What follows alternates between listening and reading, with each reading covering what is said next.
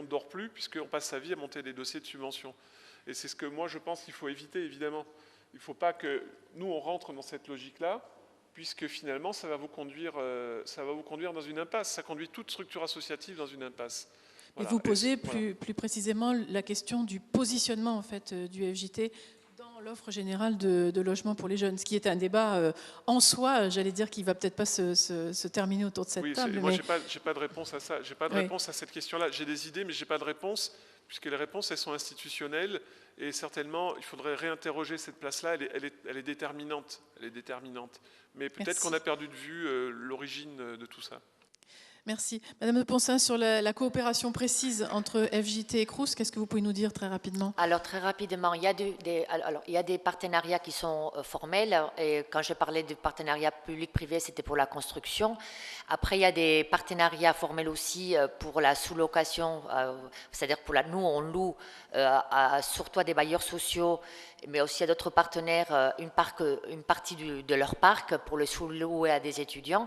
Puis après, on a des partenariats qui sont plus informels, et notamment, moi, je suis en contact très récemment avec le foyer des jeunes travailleurs à Saint-Charles, et on s'est engagé à justement, quand nous, on n'a plus de place, à envoyer nos étudiants sur les structures qui sont à Marseille, dans le centre, par exemple.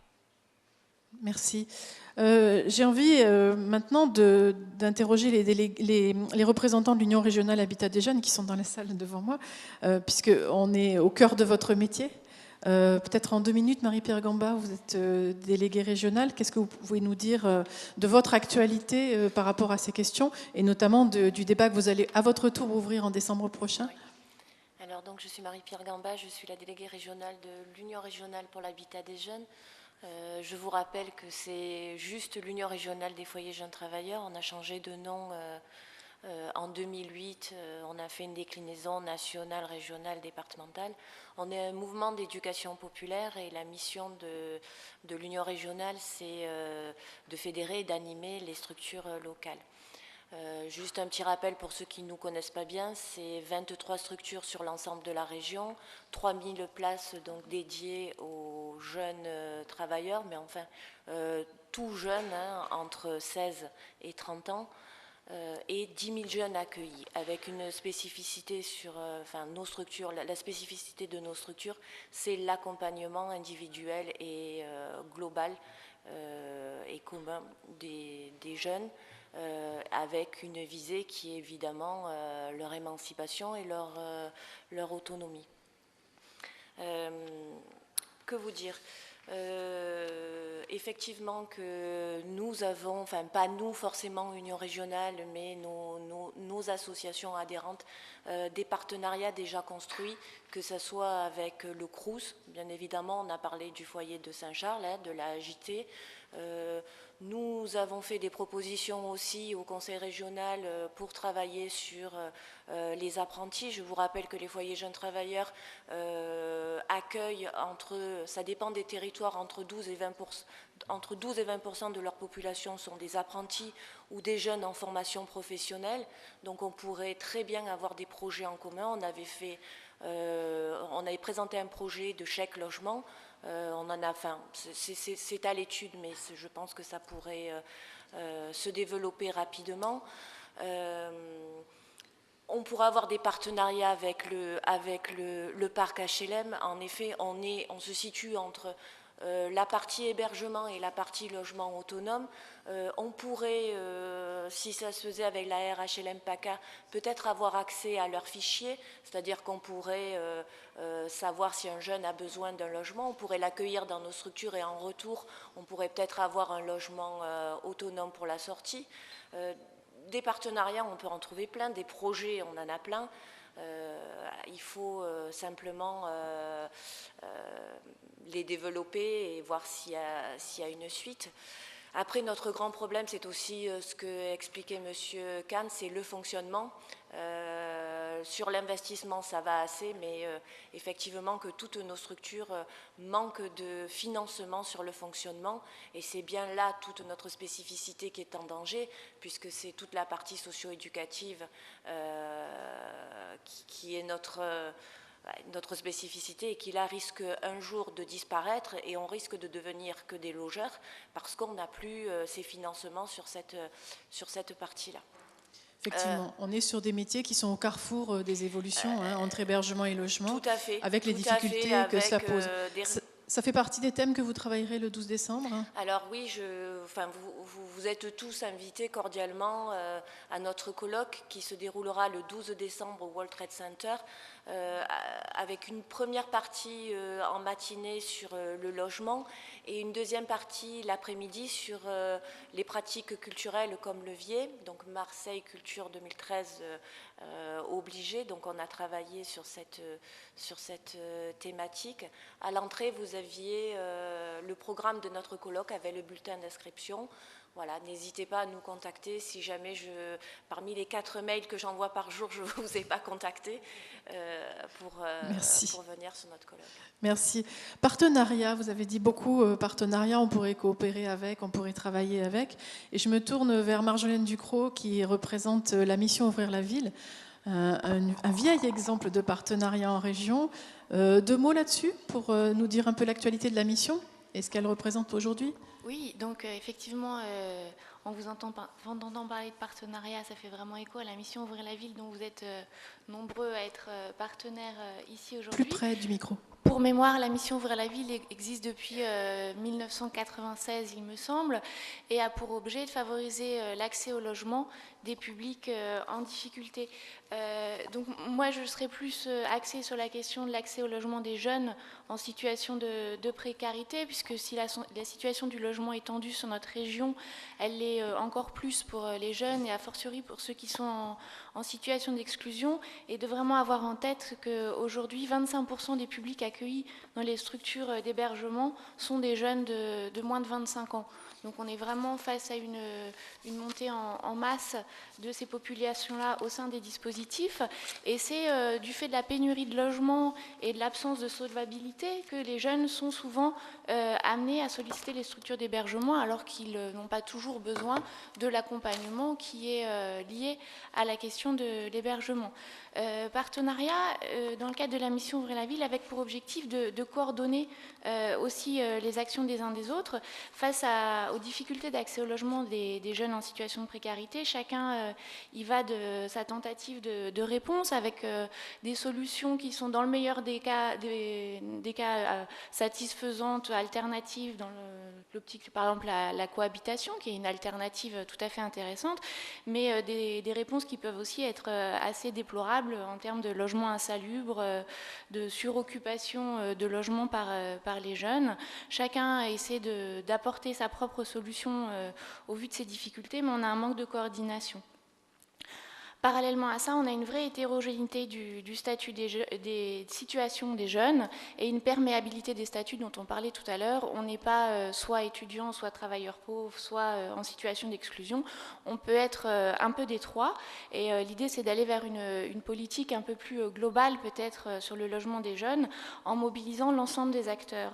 Et c'est sur cet axe-là que la mission Ouvrir la Ville souhaite intervenir en favorisant l'articulation et la coopération entre ces partenaires qui sont tant associatifs, fédératifs, donc je vais mettre la Fondation Abbé Pierre dans ce package-là, qu'institutionnels, et qui visent par des collaborations et mutualisation de compétences au niveau institutionnel et fédératif à essayer de décliner au point de vue opérationnel l'ensemble de ces collaborations. Donc on a plusieurs axes de travail qui sont pressentis pour la suite, mais il y a notamment tout ce qui va être la prise en compte de la place des jeunes dans les outils de programmation. Comment, en tant que mission Ouvrir la Ville, on peut accompagner une meilleure prise en compte de la question du logement des jeunes dans les outils de programmation. Comment on peut mobiliser le parc privé sur l'accès au logement des jeunes, notamment comment on peut utiliser l'intermédiation locative, comme ça s'est fait en Ile-de-France, pour l'accès au logement des jeunes. Comment on peut faciliter l'accès au parc social, puisque les jeunes qui ont accédé il y a quelques années ont peut-être perdu leur statut de jeune. Il serait temps qu'ils puissent voir la relève arriver. Donc voilà, différents axes de travail qui peuvent être travaillés dans cette instance de partenariat, puisque la mission Ouvrir la Ville est avant tout un réseau de partenaires qui veut pouvoir mettre en synergie les énergies et les compétences de chacun. Bon, ça me semble être le lieu tout naturel pour poursuivre les débats. Encore une ou deux questions salles. Oui ? Bonjour, Rémi Coissard, je suis éducateur spécialisé en formation à l'UDAF de Vaucluse. J'avais deux questions qui concernent les jeunes et le logement. Est-ce qu'il existe une commission de jeunes étudiants qui réfléchissent autour du logement, réellement qui est vraiment spécifique pour ça? Et est-ce que les étudiants et les jeunes sont consultés avant la construction de logements sur les territoires où ils sont spécifiquement installés? Merci. Une nouvelle question sur la participation. Claire Guichet, peut-être ? Alors, juste, il faut là voir deux choses. Il y a la question des Crous, dans lesquels il y a des élus étudiants, donc il y a des élus étudiants par région et au niveau national, qui vont être sollicités sur ces projets, dans une certaine mesure, plus ou moins selon les régions et les administrations, etc. Voilà. Et au niveau national, qui sont quand même, les organisations étudiantes sont quand même associées à la question des lancements de programmes de construction de logements, que d'ailleurs elles participent à mettre à l'agenda politique. Concernant les jeunes, par contre, le Conseil économique, social et environnemental a produit plusieurs avis sur les jeunes, et dans un de ces avis, le premier sur l'accès aux droits sociaux, il préconise la mise en place d'un conseil d'orientation des politiques publiques de jeunesse de la même façon qu'on a un conseil d'orientation des retraites ou des choses comme ça, dans lequel on puisse avoir l'ensemble des organisations de jeunes, les jeunes agriculteurs, les organisations de jeunes des mouvements syndicaux, les MRJC, JOC, les organisations étudiantes, enfin tous ceux qui sont représentatifs des jeunes.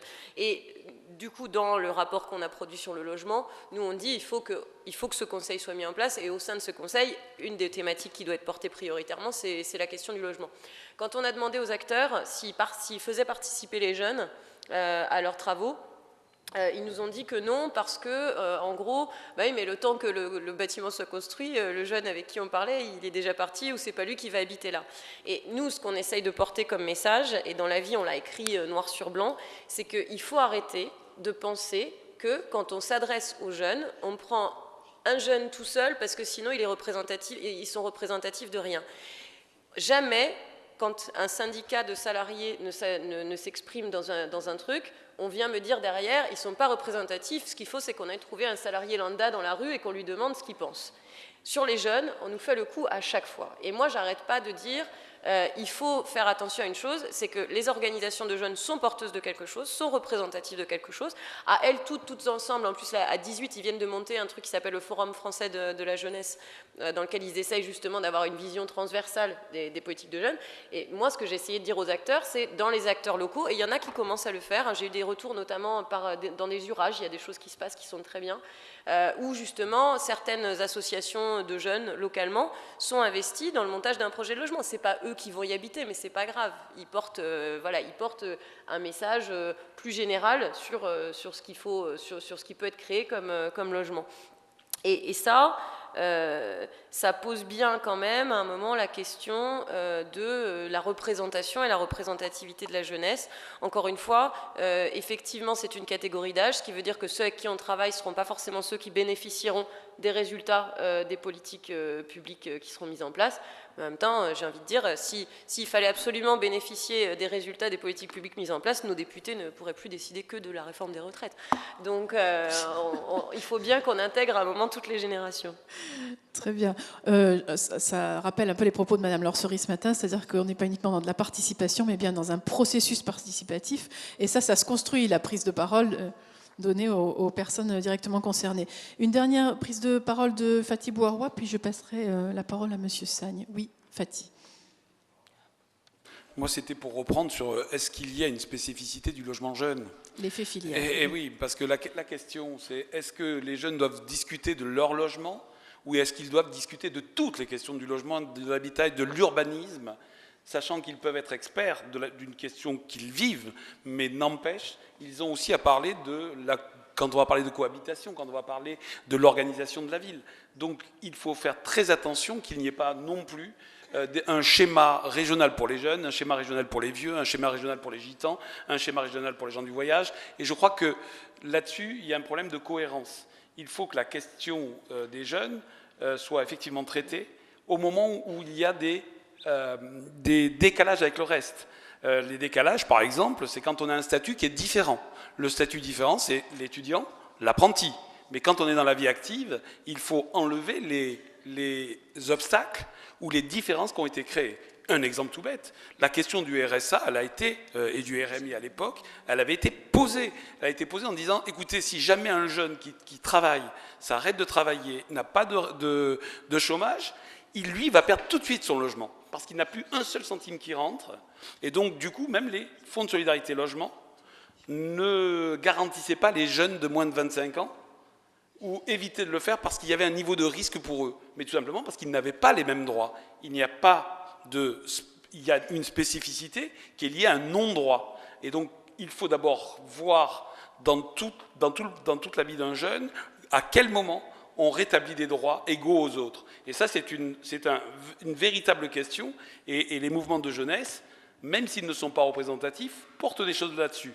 Il y a des jeunes, il y a des questions qu'ils appréhendent peu, au moins pour ceux qui existent. Et quand je vois ce que dit le Conseil, le CESE, on voit bien que les revendications sont à peu près les mêmes que celles des autres personnes qui ont des difficultés à entrer dans le logement. Moi, j'ai lu la liste. Vous donnez ça pour des femmes seules avec enfants, les questions se posent à peu près pareil. Comment arrêter de demander plein de papiers? Comment solvabiliser? Il y a des questions qui peuvent être légèrement différentes, mais grosso modo, l'accès au logement, c'est à peu près la même chose quand ça se pose. Ça, c'est le premier élément. Là où on va avoir des différences, c'est effectivement comment combler les fossés qu'il y a entre les jeunes et les plus âgés. Et bizarrement, c'est clair, avec la vie, les personnes accumulent de la richesse.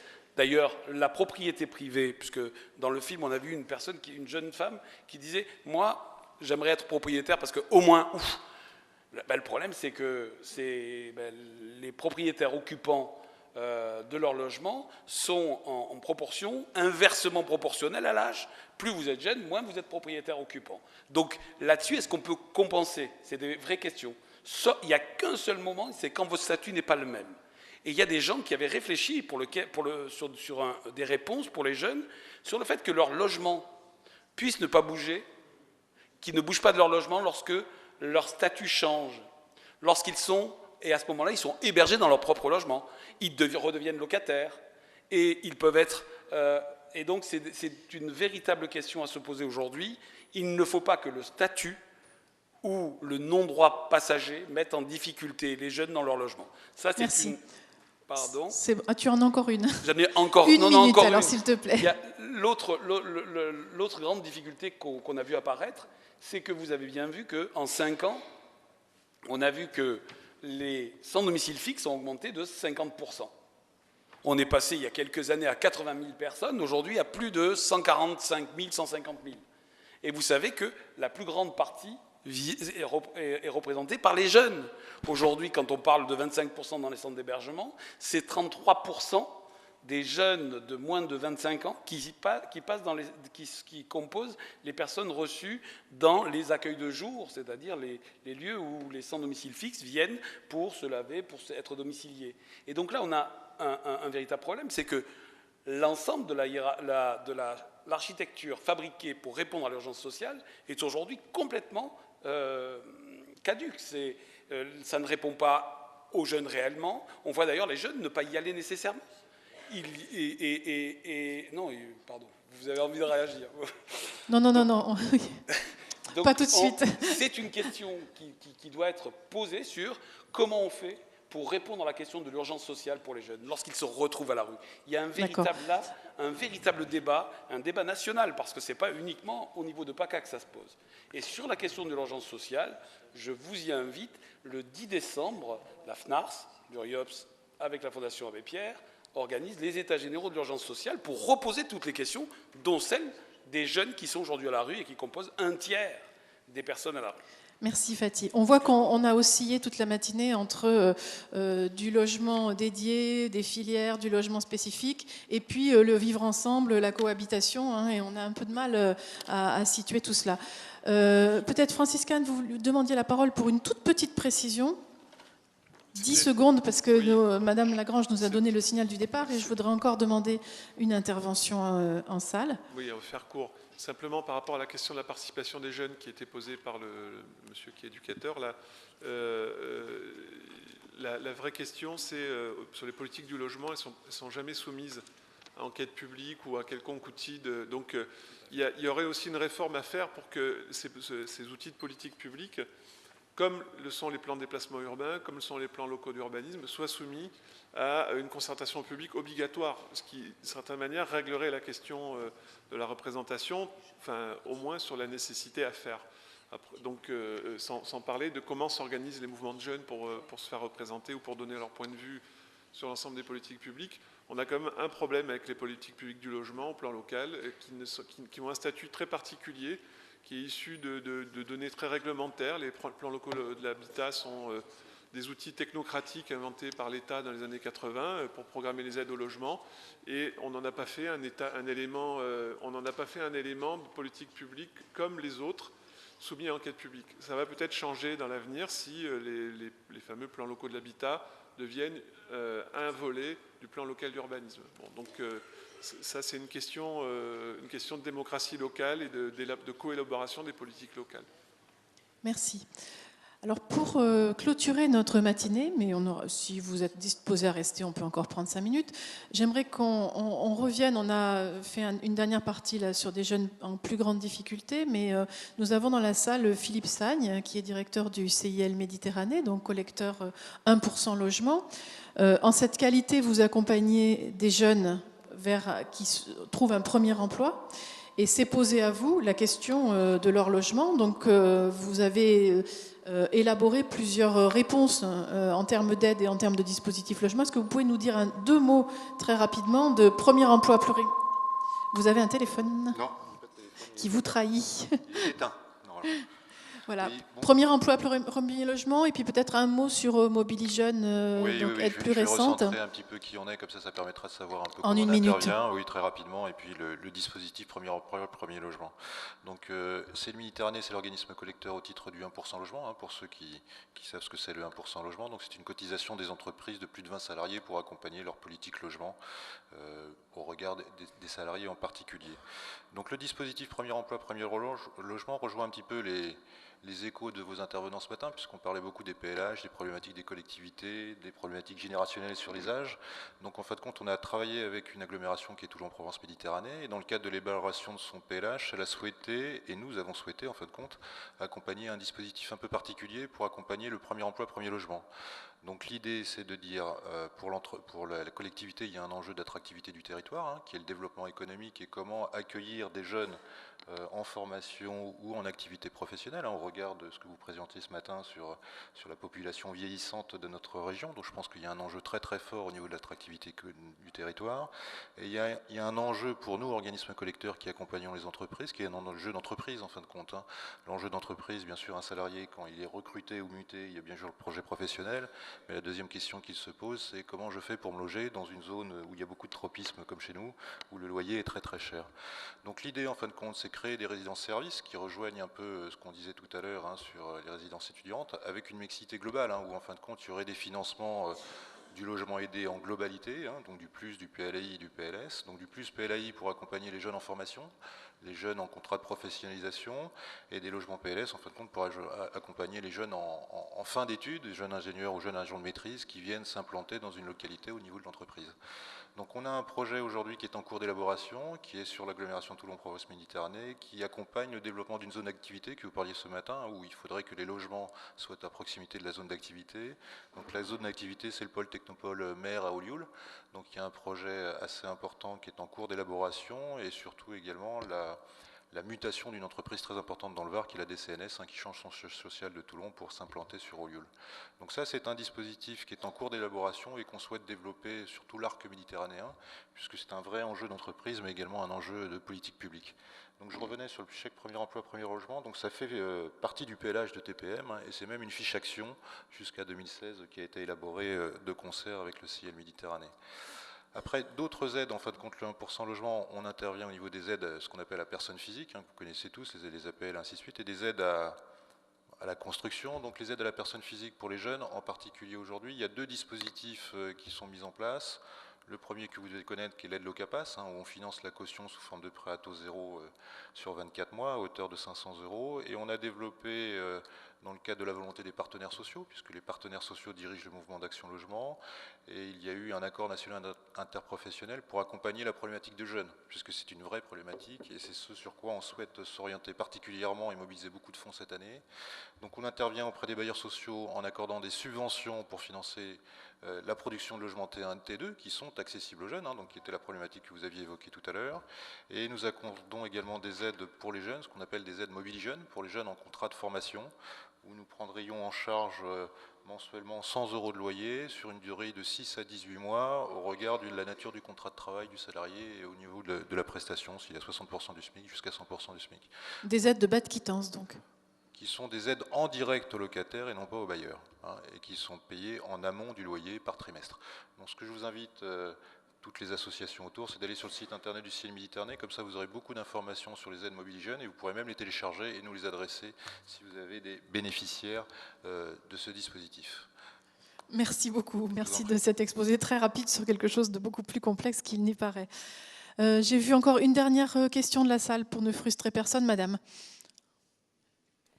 Madame Massel, UDAF 83.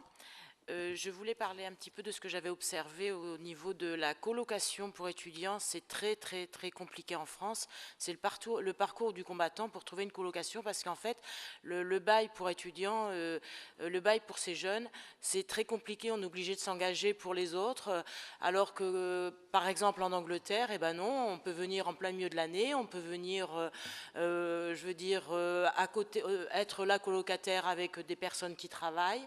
Il y a vraiment une mixité. En France, ce n'est pas possible. Je voulais aussi dire que pour avoir eu mon fils au Gazelle à Aix-en-Provence, au Crous, et avoir vu la différence en Angleterre, c'est vrai que la cuisine qui était toute neuve, puisque mon fils est allé dans un logement neuf, il a pu y bénéficier parce que c'était en cours d'année. Au bout de quelques mois, la cuisine était vraiment très sale. Ce qui n'était pas le cas, parce que c'était pour un étage. C'était pour un étage, donc c'est sûr que du coup, les jeunes, c'est chacun pour eux. Je veux dire, il n'y a personne, ils connaissent personne, pas leurs voisins. Tandis qu'en Angleterre, c'était pour 5-6 personnes, et c'est vrai que c'était vraiment, je veux dire, ils se voyaient, se côtoyaient, et puis ils pouvaient tout de suite savoir qui n'avait pas, je veux dire, entretenu. Là, au Crous, c'est vrai, je veux dire, c'est pas possible. Je veux dire, je comprends les jeunes qui ne veulent pas avoir et leur toilette, et voilà, c'est pas possible. Alors, plusieurs questions en une, enfin, ou plusieurs réflexions, peut-être, on ne va pas apporter de réponse directement, mais un problème juridique, et Claire Guichet l'a fait ressortir tout à l'heure, un problème d'habitude, enfin de culture juridique par rapport à cette question de la sous-location, peut-être un problème culturel aussi du vivre ensemble en colocation, c'est autre chose, et puis un problème sans doute d'animation du réseau Crous sur lequel il faudra réfléchir. Je ne suis pas sûre que ça appelle directement réponse de votre part. Madame de Poncin. Très rapidement, je suis d'accord. C'est pour ça qu'on a tout à l'heure, je faisais référence au dispositif qu'on a mis en place des étudiants référents qu'on rémunère et qui sont là le soir, notamment Cuque Gazelle et Alumini, qui sont les très grosses cités, pour créer du lien social. Les rendez-vous se font, donc chaque jour, des étudiants référents réunissent l'aile de l'étage où il y a les cuisines collectives dans la cuisine pour créer du lien social, pour qu'ils se connaissent, et aussi pour, indirectement, évidemment, rappeler un certain nombre des principes de vie collective. Merci. Merci. Je vais remercier, pas de dernier mot, Je vais vous remercier tous de votre participation active, pas mal de questions. J'aimerais que cet après-midi, on entende peut-être plus de jeunes. Et je vous donne rendez-vous donc au buffet en sortant et à 14h précise ici pour la reprise de nos travaux.